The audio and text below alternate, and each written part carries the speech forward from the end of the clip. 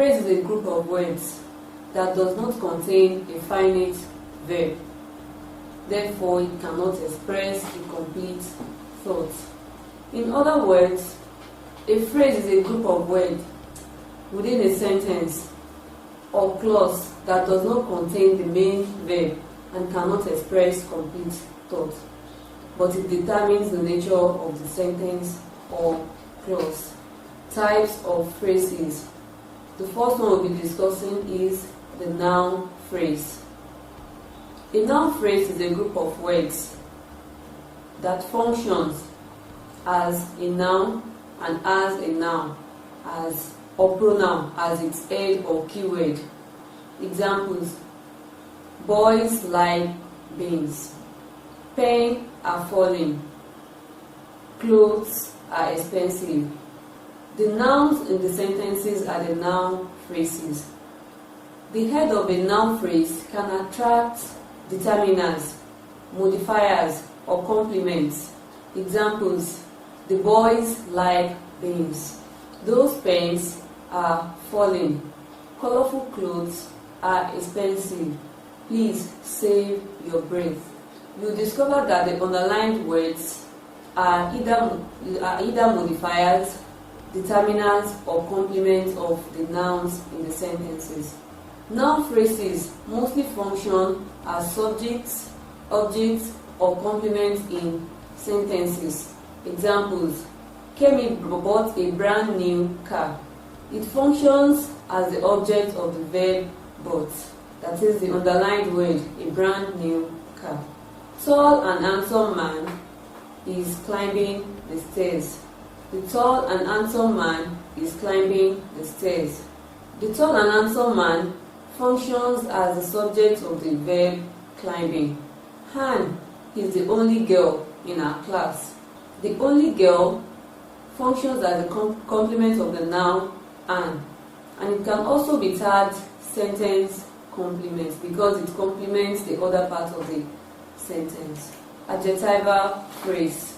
Adjectival phrases give description of nouns or pronouns in sentences, just as adjectives define words that modify nouns or pronouns in sentences.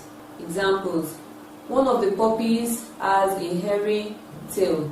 A hairy tail in the sentence is the adjectival phrase because it complements the sentence and it describes the tail. The hairy in the sentence describes the tail. There was a heavy rain at the bus stop. Heavy qualifies the noun rain. So the adjectival phrase there is a heavy rain. The couple appeared in white and pink attire. White and pink attire is the adjectival phrase, and we can say white and pink modifies the noun attire. His car is dirty and rough.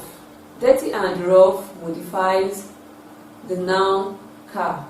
Adjectival phrase is headed by an adjective, and it can be modified by intensive adverbs such as very, much, more, few, a little, quite, often, and so on. You can realize this in examples like our books are very expensive. Expensive is an adjective, while very is an adverb, an intensive adverb. So they are used together. The car moved at a very high speed. Very high speed is the adjectival phrase that is being modified by an intensive adverb. Give me some table salt. Some table salt is the adjectival phrase. Another type of phrase is the adverbial. Adverbial phrases give information about the verbs in sentences, just as adverbs function as modifiers of verbs. It usually has an adverb as its head. Let's check some of the examples we have here. The carpenter hit the nail harder and deeper. Harder and deeper is the adverbial phrase because it gives us more information about how the action hit is being performed. They gazed at him with great surprise. Great surprise is the adverbial phrase in the sentence because it modifies the verb gaze.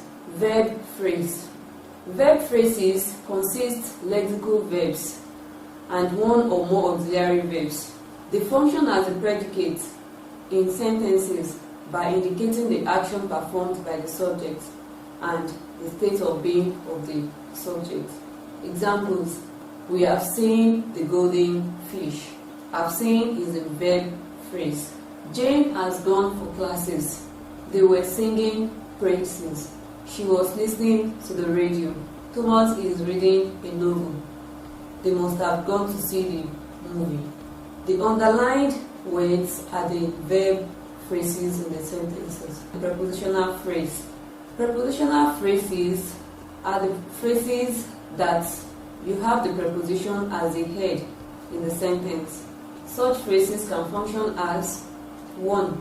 Adjectives to qualify nouns in sentences. Examples: the purple dress under the bed is torn. The prepositional phrase in the sentence is under the bed, and you realize that the phrase is headed by a preposition, which is under. The woman in that red car is rich. The prepositional phrase is in that red car, and it is headed by the preposition in. It can also function as adverbial to qualify verbs in sentences. Examples: Jane will play for the club. For the club is the prepositional phrase, and it is headed by for, which is the preposition in the sentence. Ade does his homework at the dining room. At the dining room is the prepositional phrase. We shall be there before noon. The program will start by 3 p.m. The couple should be around in few minutes. You discover that all these underlined phrases give information about the actions in the sentences. Prepositional phrases can also function as complements of the verb or verb phrase. Examples: we stared at the room. The cat jumped over the fence. He threw his wristwatch into the refuse bin. The pastor arrives here before anybody. They sang on the rock. The underlined words are the prepositional phrases because they are headed by prepositions. Starting from the first one, we have at. The second, over. The third, we have into. The fourth, we have before, and then the last one, we have on. They are headed by prepositions, and they function as the complement of the verbs in the sentences. Prepositional phrases functioning as subject complement. Their prayer ground is along Lagos-Ibadan Expressway. The most convenient time to study is between 12 a.m. and 5 a.m. The factory is situated in Lagos. Walking alone among strangers is dangerous. The underlined words are the prepositional phrases, and they serve as the complement of the subject in the sentences. Let's consider the first one. Their prayer ground is along Lagos-Ibadan Expressway. Lagos-Ibadan Expressway complements the subject of the sentence, which is their prayer ground. So it gives more information about the subject in the sentence. Gerundi phrase. Gerunds are verbs that end in the continuous form. They had ing at the end. So you can say gerundi phrases are phrases that begin with gerundive verbs. That is, verbs that have ing behind them. And the gerundive phrases can function as subject of a verb. Let's see some of the examples. Dancing around the campfire is fun. You discover that dancing is a gerundive and it begins the sentence or the phrase that has been underlined. So we are going to say it is a gerundive phrase, and it is serving as the subject of the sentence. Keeping late at work is dangerous to your health. Note taking during lectures helps. Dumping waste about is a bad habit. So we have dancing around the campfire keeping late at work, note-taking, dumping waste about as the Gerundi phrases. Gerundi phrases function as objects of a verb. Examples: mother admires dressing neatly. She loves riding a bicycle. We detested bragging. John and Peter avoided the approaching lorry. Chike was dancing to the rhythm. So we have all these underlined words as objects of the sentence, and they are Gerundi phrases. It can also function as appositive. Appositive in English language give more information about the subject. It could be a noun or a pronoun in sentence.